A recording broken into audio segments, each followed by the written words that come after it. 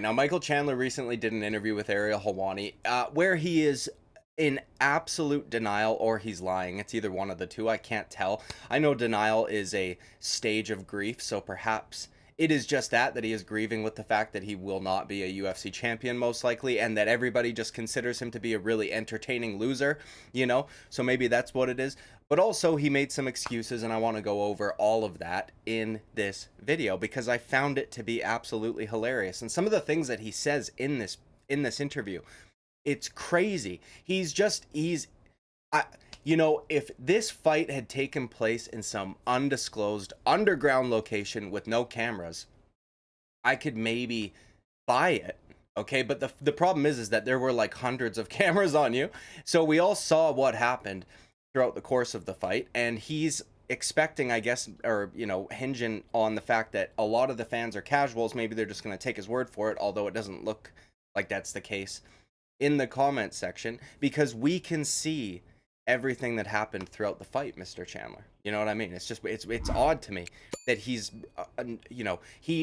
is self-aware enough to realize that everybody was on their seat, and he had everybody excited, and nobody was upset that they bought that pay-per-view, but not self-aware enough to realize there's also hundreds of cameras on you, and we can see what you did from a bunch of different angles, right? So we're gonna get into all that. Also, he makes up some things, maybe twists the truth a little bit when it comes to the rules, which again, going back to a lot of fans being casuals, maybe he just expects that people aren't gonna know what he's talking about, but we do, right? We do. So let's get into it. First, I want to play this little bit where he is making a bit of an excuse. Now, he tries to say it's not an excuse, but this is often something fighters do when they make excuses, is they say, I don't want to make excuses, but, and then they proceed to make excuses. I think there was just things that happened in the fight that should never happen. I mean, I'm a pretty athletic guy. I train athletically big time. I've been doing hand-to-hand combat since I was 14 years old, but I fell like 4 or 5 times in the fight, tripped over my feet. I tripped over one time in the cage, banged up my ankle, and on the same fall, felt like I dislocated my thumb, and my thumb went all the way back. I looked down at my thumb, like just stuff like that, where you're just like, man, little injuries that happened inside the fight. Luckily I didn't take a lot of damage to the head, didn't really take any punches. I mean, that's crazy that he's still going with that. He went on that podcast rather called Bussin' with the Boys or whatever, where they absolutely just sucked him off. And his face was pretty mangled, and he said he had taken no damage, right? And even here, this is what, a week or two later, almost? Well, a week later, right? You can still see that he's black under his left eye, and there's this weird thing that he keeps doing. Is a little bit of sneak dissing, which I'm going to get to later because it's a bit more obvious a little bit later in the interview, where he keeps trying to make it seem like Charles Oliveira didn't do anything. And it's just wild to me. We're going to prove that wrong as well. At all, compared to the Gaethje fight, compared to the Poirier fight, compared to some of these other fights. So the head was good, but the body, I got ribs going on. Obviously the knee, the shin, the ankle, the hand, and obviously a 25-minute fight, 25-minute war. And I still had gas in the 5th round, so I was very, very happy about that.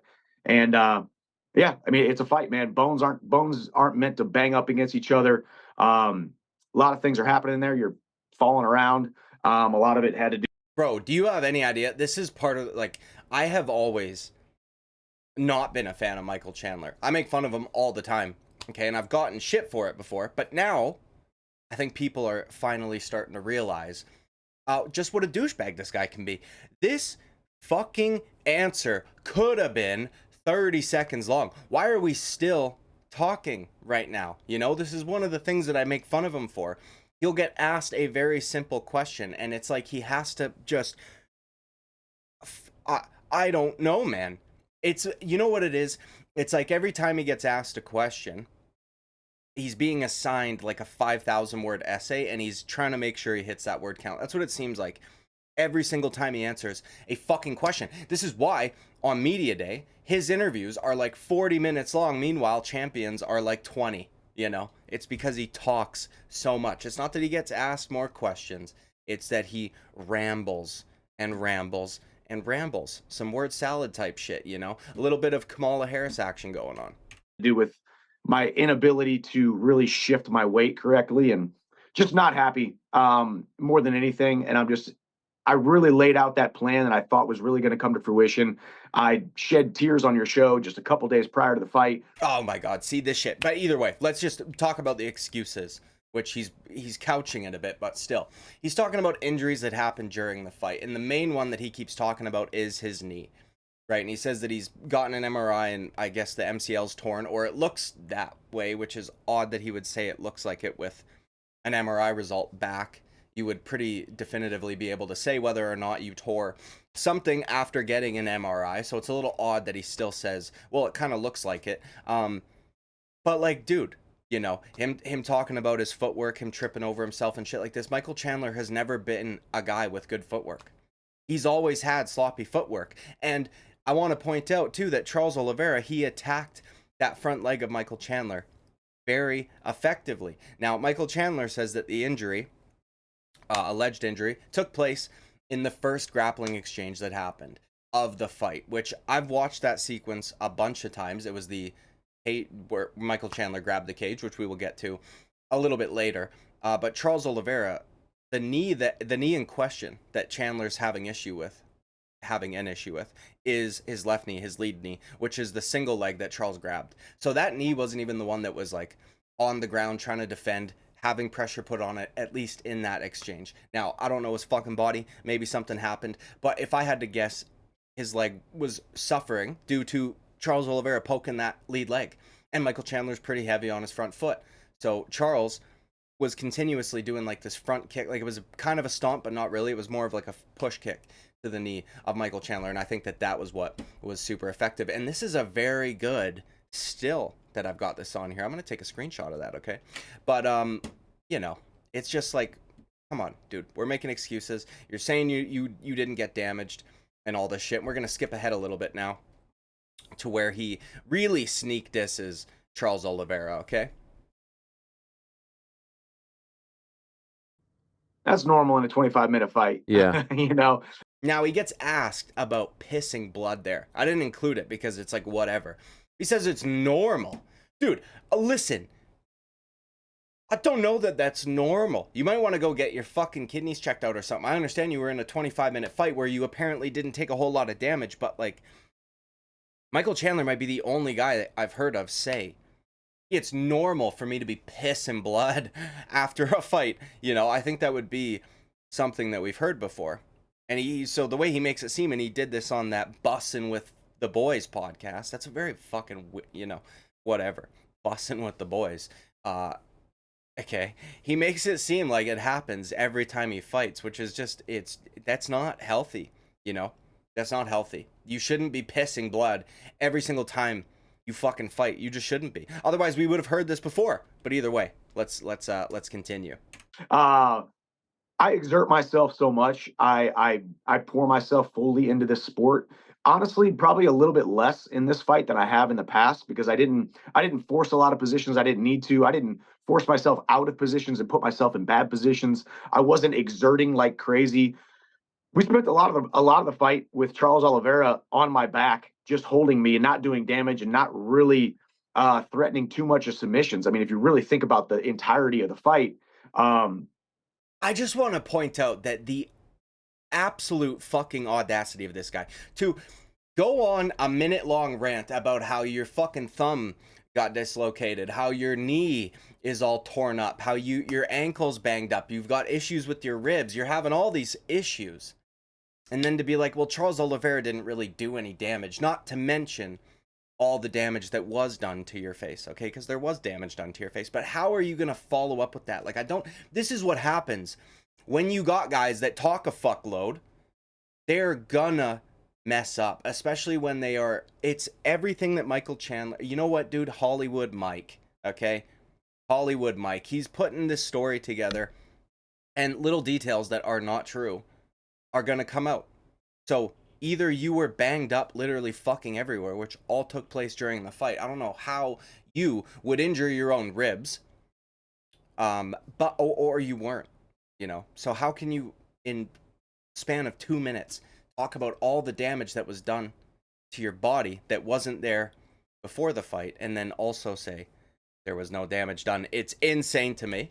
I, had my back taken, and I was willing to concede that position to get from round 1 to 2 to 2 to 3, 3 to 4, and then eventually hoping that his gas tank was going to slow down and we were going to put it on him later in the rounds. And the way fate would have it, that obviously did not happen. Okay, the way fate would have it. This is what I'm talking about, man. Too many words. Not necessary. There was not fate, good sir. The way fate would have it. Charles Oliveira decided your fate for you. Okay, that's what happened. You know, it's just this, I don't know if it's a coping mechanism or what the fuck it is. But what I want to talk about in this portion here is the little sneak disses, which is, like I mentioned, him acting like Charles did nothing, which is crazy when he talks about all the alleged injuries that were sustained during the fight. Okay, but also, and I'll put these up on screen for you guys, yes, he did spend a lot of time on your back, right? Or you spent a lot of time with him on top of you or whatever. There was a pretty significant amount of control time throughout the course of this fight. However, if you look at the significant strikes landed, Charles Oliveira outlanded him. If you look at the significant strikes at range, Charles Oliveira outlanded him. Charles Oliveira, in my opinion, was kind of just picking him apart. And actually, if you take a look at Michael Chandler's significant strike count, okay, it's about 84, I think, throughout the course of the fight. 40 of those came from round number 5, where there was that crazy flurry on the ground. Okay, and half of those, almost half of those, were back of the head shots. So, who is the one that really didn't do much? You know, if we take away that round 5, you landed 40 significant strikes throughout the course of 4 fucking rounds. Meanwhile, he doubled up on you. Okay? So, I just wanted to throw that out there. But now we get asked. I'll just let it roll from here. It's only another 10 seconds or so. This is the craziest part of the interview for me, and I am fucking flabbergasted, okay? And hats off to Charles. He showed a lot of gall. He showed a lot of stick-to-itiveness. Stick-to-itiveness? Did he just make up a word, bro's fucking Dr. Zeus, or what the fuck? He showed the heart of a champion, and I look forward to watching him fight Islam Arman, whoever wins that fight to fight for the title. And it will be bittersweet. It will be painful to watch because I believe I should be in that position, but I didn't get the job done. Have you rewatched it fully? I have, and I was a lot happier before I watched the fight than I. Now, this seems to be the case with a lot of guys we see. This was like Bo Nickel, actually. Ariel Helwani asked him the exact same question. Did you rewatch the fight? Because he's acting like Paddy Pimblett did after beating Jared Gordon. And I don't mean that in the sense that it was a robbery decision and Bo Nickel was acting like he won. I mean it in the way that Paddy Pimblett acted like he dominated all 3 rounds and acted like it was an absolute stellar fucking performance, when the fact is it wasn't. Also, look at Helwani's face there. Jesus Christ, okay? It wasn't a stellar performance. It was a pretty lackluster decision victory for you, Bo Nickel. And it's like he got asked if he watched it, and he said, well, yeah, I've watched it. He didn't fucking watch it, dude. He's lying, okay? I'm a body language expert, and Michael Chandler's a sociopath. That's all I'm going to say. But regardless, what the fuck? I don't even remember what I was going to say. Let's just hit play. We'll continue on from there. Oh, he got asked if he watched the fight. Michael Chandler's not happy about it. Let's hear why, dude. I was after the fight. Not necessarily the fight itself, but just the commentary, watching it on TV compared to being in the arena. If you were there that night, a lot of people, they were wowed by it. They loved it. It was an awesome fight. But watching it on TV wasn't as appealing to me. Now, we'll get to the commentary thing because Helwani follows up on it, but there was this sentiment. Actually, I live streamed the fights and people were acting like it was a boring fight, and I didn't think it was boring. I thought it was a very good fight. I thought it was a fun fight. I was at home watching it on a screen, obviously. I wasn't there live. But I think the expectations were maybe just a little bit unrealistic because their first fight was so fucking insane. But then you had 2 guys that, at least for the majority of the fight, knew how that first fight went and were trying to fight a little bit differently, right? We had Charles Oliveira being a lot more calculated, a lot more measured, keeping Michael Chandler rather at range, so he wasn't able to land some of the big shots that he did early on in the first fight. And then Michael Chandler, who doesn't have the best footwork in terms of striking, doesn't really know how to set shots up and shit like that, was not able to land a whole lot, and also was trying to be more calculated himself because he got finished in the second round of their first fight, in a fight that he won the first round in, you know, and almost finished Charles. So we got a different fight. But I just think that the expectations were maybe a bit unrealistic. I thought it was a great fucking fight. Okay, but let's follow up on the commentary question.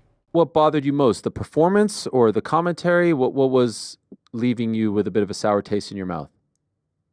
Yeah, I mean, a little bit of the commentary when it comes to, you know, some of the stuff that they were saying, the misinterpretation of what the back of the head is by the unified There we go.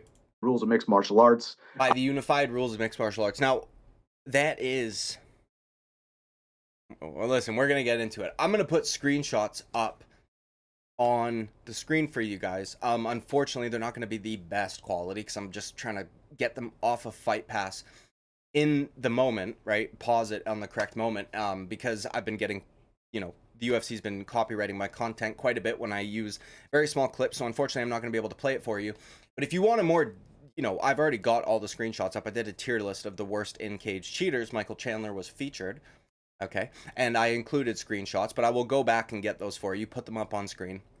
But what he's about to get into, this drove me up the fucking wall, okay? Because he's a liar. And it's funny because he goes into why he's so upset about this narrative. And it's just, it is mind-blowing to me, dude. This is the problem. Listen, by the way, this is the problem when you, as a professional fighter, right? These guys are the most savage athletes on the face of the planet. They are unlike any other athlete.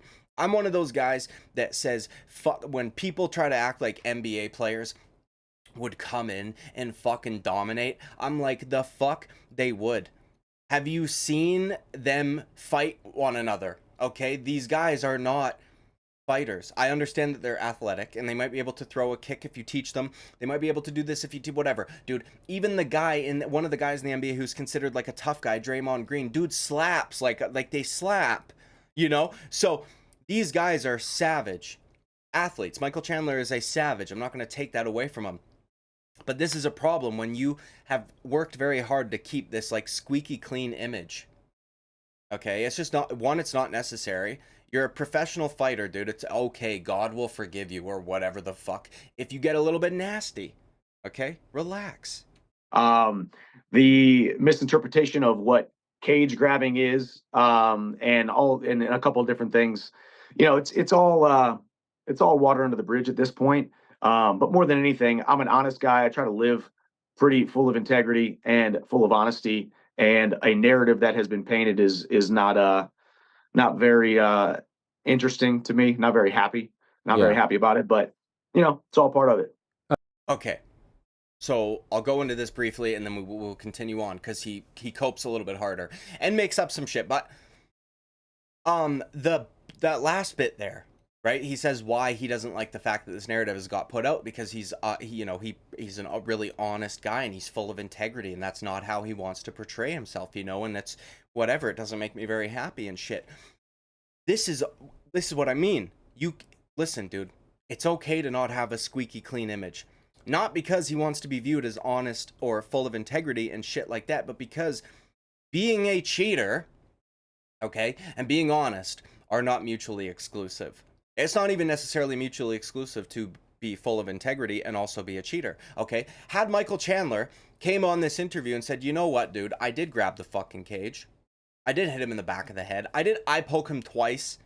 I did hook his gloves, right? I did, in fact, fish hook Dustin Poirier's mouth. I did hit him in the back of the head. I did poke Justin Gaethje's eyes, right? He would, by definition, be an honest cheater, okay? There's an interview of John Jones, where leading up to his fight with Daniel Cormier, where the interviewer asks him, you know, he goes, Daniel Cormier's been pretty, I don't know, what the fuck's the word am I looking for, dude? Whatever. He points out the fact that you poke people in the eyes, you know? And John Jones goes, yeah, I do kind of poke people in the eyes. It's really illegal, but I do it. It's an honest cheater. Now, with other things he's not honest about, he will still to this day pretend he didn't take any steroids, but that's okay. That's a different topic. Michael Chandler, you can be honest and a cheater at the same time. Do you understand what I'm saying to you? Do you get it? I don't, like, It doesn't make sense, dude. But when you're actually being right now, not in the moment when you're fighting Charles Oliveira, right now you are being the exact opposite of those two things you just said. Because right now what you're doing is in front of a fucking camera, eye to eye, whatever, eye to lens, you are lying. You're lying to everybody. And it's fucking insane because look at this, dude. This is what I'm talking about. He's a sociopath. We ain't got no weird look downs. We ain't got no grooming. We ain't got none of that shit. This guy's fucking unhinged.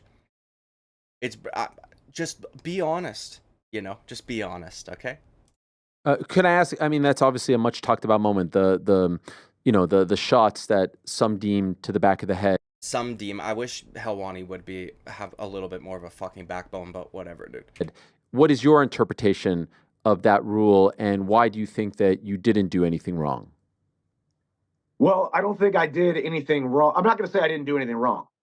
This is so good, dude. He's couching it, okay? He is covering his bases, dude. He's checking his flank. He's going to be like, you know what? Just in case there was 100 cameras in the arena and they did film the fight, I'm not going to say I didn't do anything wrong. But the intention, I guess, is what he's going to go on about. It's just fucking the walk back before it even begins. He was at the starting line. The finish line's over there. 100 meter that way. Whatever. He fucking walked back 20 meters before the shit even started. Okay, I'm not going to say that people couldn't look at it and splice it and look at it from under a fine-tooth comb and a magnifying glass. But the unified rules of mixed martial arts say that there is a line drawn from the crown of the head, if this were the back of the head, the crown of the head down to the neck, 1 inch variance on either side. So you're talking about a 2-inch area. Now, okay, this might be a bit of a nitpick. All right? But I have worked in construction. I've built homes, right? I've tons of shit. I've also worked in wood shops where we measure things in millimeters. Built doors, chessboards, tables, like all this shit. That is the smallest 2 inches I've ever seen in my life. A good rule of thumb, and this isn't exact, obviously, it's actually probably more like 2.5 inches, is all 4 fingers. If you have all 4 fingers like that, typically from there to there is 2.5-ish inches. To me, right there, my guy, that looks like a fucking inch. You're just covering your eye. So it might be a bit of a nitpick, but it's also disingenuous because that's not 2 inches. His 3 fingers that are not held up right now, that are curled in like that, are probably closer to 2 inches than that little fucking motion he's making with his hand. Smallest 2 inches I've seen in my life. But something else that he said there is there's an imaginary line drawn down the center of your head, right from the crown down to the back of the neck, which is kind of true, kind of not. I'll let him finish, and then I will talk about that. On the back of someone's head that is considered the back of the head. And if you watch 90% of the shots, at least, most of them, almost all of them, or at least where I was aiming, all of them, my fist was catching the ear. All right, now I just want to point something out, dude. This is crazy. Michael Chandler might not know about his own body. The wrists can do pretty crazy things, Like they can move in ways most parts of your body can't fucking move. You understand? Right? They're intended to do that. Now, if I smash somebody with like the forearm, right? Like getting close to the elbow here. If I smash somebody with my forearm, I can catch your ear. Okay? I can catch your ear. Not only that, dude. Not only that. Your fists are big enough, most people's will be anyways, most men's fists will be big enough, that if I fucking punch you right here, okay, I'm still catching both your ear and the back of the head. Because this is what he does that's a little bit disingenuous. Now, the imaginary line concept, okay, kind of true. I'd say maybe 75% true. A little bit of bullshit there. Now, the imaginary line is your fucking spine. Okay, and the only reason why there's an imaginary line at all is because that's where your spine would be going continues up to the crown of your head, like he said, where there is no spine. But the spine is not nothing. The spine is not nothing. Okay, the spine is maybe at least the base of your head, probably an inch wide, at least just by feeling it. right? It might get a little bit smaller as we go up, but if we go off of where your spine meets your head, there's about an inch. And then we continue up all the way. And even if I'm being generous, and it is two, and maybe it's half an inch. Mine's an inch thick, I feel like, at least, right where I feel like that is. But then you've got an inch on either side. So in total, there's like a 3-inch strip, right? The line is not zero. There's not an imaginary zero-sum line. And then you just have, from that zero line, a perfect inch on either side. There is the spine, and then there's an inch on either side of the spine.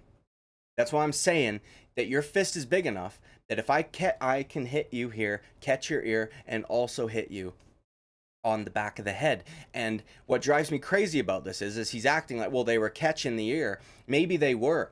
But if somebody throws a knee to your body and the top of their foot hits your cup, time gets called. Okay? Because your cup was hit. It doesn't matter if that's where they intended to place it. It doesn't matter if the strike they actually threw was a fucking knee, right?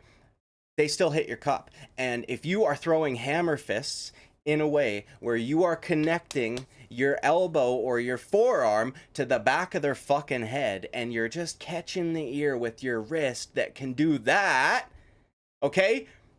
Dude, what the fuck are we talking about here? Do you understand, Michael Chandler? This is, my voice just cracked. This is insanity to me. Insanity to me. And then for him to have the audacity to call out the fucking commentators because they called it out. What are we talking about here? Okay? Holy shit. Holy shit. So if you're catching the ear, that is not the back of the head. And actually, the back of the head is not really what you and I would call the back of the head is not what the actual definition of the back of the head is. That 2-inch strip down the back. He does it again. That's not 2 inches. There's no way that's 2 inches. There's no way that's 2 inches. What the fuck? Head is not what the bro. Guy's never built anything in his fucking life. What are we talking about here? Definition of the back of the head is that 2. That's an inch. That's an inch. That's an inch. This motherfucker. 2-inch strip down the back of the head. That is the smallest fucking 2 inches I've seen in my life. This shit actually woke me the fuck up, dude. I woke up, saw this interview, started listening to it. When I saw him go like this, I went, oh, no, the fuck he didn't, dude. No, he didn't. Okay? And a referee who was within 2 feet away never said one thing about it. And then you got commentators who were 35 feet away saying it's the back of the head. And then you got other people who are saying, hey, that's the back of the head, just like the Poirier fight. Just like the Poirier fight. Let's just sprinkle in Michael Chandler, full of denial, full of excuses, maybe even lying. Let me just sprinkle in a bit of gaslighting as well. Motherfucker, you hit the back of Dustin Poirier's head a bunch of different times. Just because Keith Peterson is not a good referee, okay, doesn't mean you didn't do something, you fuck. You poked him twice in the eye. Charles Oliveira got no timeouts called for that. And I like how Michael Chandler, this is what he's doing. Now, he briefly brought up the grabbing the cage thing. Okay, very briefly. This is what he's hanging his hat on, is the 2-inch strip on the back of the head. This is what he's hanging his hat on. And it's because he knows he's a dirty, cheating scum fuck, okay? You know you eye poked him. Look at that face, dude. That's the face of a fucking liar right there. It's the face of a liar. I'm a body language expert. Michael Chandler's a liar. Okay, I'll be fucking damned. All right? He's a liar. But either way, this is fucking insane. Just because a ref doesn't do something doesn't mean it didn't fucking happen, my guy. You know? It's crazy to me that you would, that's not even a fucking argument. It's not even an argument. But he's also the entire time hedging. Right? He's couching it a lot. He's being like, you know, well, at least from where I was aiming. Well, I don't care where you were aiming, dude. If I try to hit you in the belly button and I catch your cup, I hit you in the, I wasn't aiming for it. What kind of fucking shit is this? Yeah, Your Honor. Your Honor. I didn't mean to shoot him in the heart. I was trying to shoot him in the knee. And he died. I didn't mean to aim there. What the fuck are we talking about here? This is ridiculous. Utterly ridiculous. And you say, okay, that you're full of integrity. You're punching a guy behind the ear. If it's not within that 1-inch, that 2-inch variance, 1-inch variance to the center line of the back of the head, and it's just things are happening. It's going 1,000 miles an hour. If the referee was yelling at me, hey, Michael, watch the back of the head, or that is the back of the head, He might give you one shot, say it's the back of the head, and then I would have changed courses. I would have changed the trajectory. Oh my God. The thing that is, hold on, I just thought of something. I'm not oh my godding to what he just said. I just thought of something I forgot to say. Yeah, the referee is watching in real time, okay? That's the problem. And things are happening fast. Now, should they be able to do their job effectively? Yes, they should. The thing is, though, is that there's 100 fucking cameras with a bunch of different angles. We can see what you did. You know what I mean? And you don't need a magnifying glass to figure it out. You can just hit pause when you go to punch the back of the head. You don't even need to do that. But that's so you can screenshot it at least.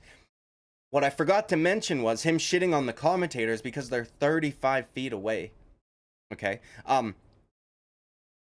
Yeah, they might have been on the other side of the octagon. Maybe they were, but you know what, dude? Every commentator has a monitor right in front of their face. And you know what the monitor is designed for, right? They get to see what we are viewing at home because that's what they're supposed to be commentating on. Now, oftentimes, you get a better view of shit from your TV because they are procuring that angle, all of it, to give you the best viewing experience, period. Whereas when you're when it's live, if you're there live, you can't control where they are in the octagon, right? So while they might not have been standing over top of you like Keith Peterson was, they were looking at a fucking monitor that gave a perfect angle of you hitting the back of the head. That's what I wanted to point out. I just almost forgot to say it, okay? Trajectory, but none of them were going straight down. They were all coming at a 45-degree angle. Now we're conflating rules. This guy's a fucking Neanderthal. Now we're conflating rules. What the fuck are you bringing up a 12-6 elbow for? Which, by the way, is not even a rule anymore. Why are you bringing that up? They don't need to be. If I hit you in the back of the head, it doesn't matter what fucking angle. I could do a windmill shit. I could do a full fucking 360-degree punch. And if I hit you in the back of the head, it's still the back of the head. Okay, listen, I'm getting fucking angry because this is insane. I'm not actually angry, okay? So for the Michael Chandler fans, like the Bo Nickel fans, whose only argument they have is, oh, why do you fucking care so much, dude? He could beat you up. Fuck you, okay? Jesus Christ. Toward the side and the ear. And ultimately, man, you're dropping a guy. You're down on points. You're dropping a guy. You're trying to hit him, and you're trying to get him out of there. This next bit is actually fucking wild. By the way, this next bit is wild. Hold on. He's justifying what he did right now, by the way. Right? He's justifying what he did. He's painting the scene. I'm not 100% thinking about, that little red line between the back of the head the whole time, but it's water under the bridge at this point.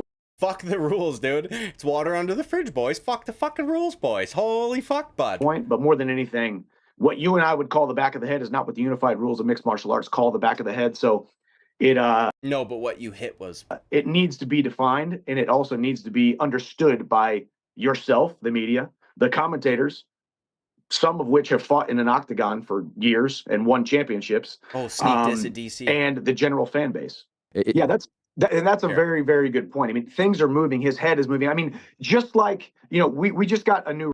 This is fucking wild. Okay, this video is way longer than I thought it would be, but I don't care, dude. Rule change with the grounded opponent, right? Yeah. If you're on top of me, right? I used to be able to just put my hand down and you not be able to strike me because my fingers were touching the ground, and people got privy to it, or the referees and the rule book got privy to it and saying, hey, well, you can't put yourself in that position and just stall there and not let your opponent be in a position where they can strike. Similar to the back of the head, you can turn your head away where only the back of the head is showing, and it's kind of a moving.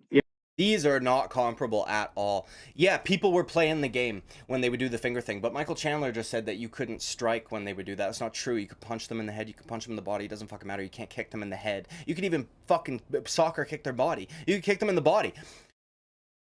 Like, what the fuck? Also, by the way, they barely even changed that rule. A hand doesn't count. If you're on a knee, you can't fucking kick him in the head either way, But if he's only exposing the back of his head to you, then guess what, dude? You don't hit the back of his head. Guess what, dude? This is mixed martial arts. There's every other fucking body part available for you to attack. Okay? He's advocating right now. This is what he's doing. He's saying they should change the rules because Charles Oliveira was stalling the fight by turning the back of his head towards me, so I couldn't hit anything else. So I just hit it because I'm not thinking about that in the moment. Tabernacle, what the fuck are we talking about here? Michael Chandler. Hey, listen, dude. If the back of the head's exposed, hey, guess what? You can't fucking hit it. Okay. So, anyways, one last little bit, and then we'll get the fuck out of here because this video is way longer than I thought it would be. But let's hit play from here. You know, it's a bigger climb back to that discussion. Is that a fair thing to say? I'd say that's fair-ish. You Okay. know, I mean, I think, yeah, I mean, I'm not happy with my performance. I mean, I would give myself a 2 out of 10. Like it's, I cannot overstate how horrible a performance this was, or set of circumstances it was after that first round, Oh, compared to what my vision was for what I am capable of. And I believe I beat Charles Oliveira 9 times out of 10.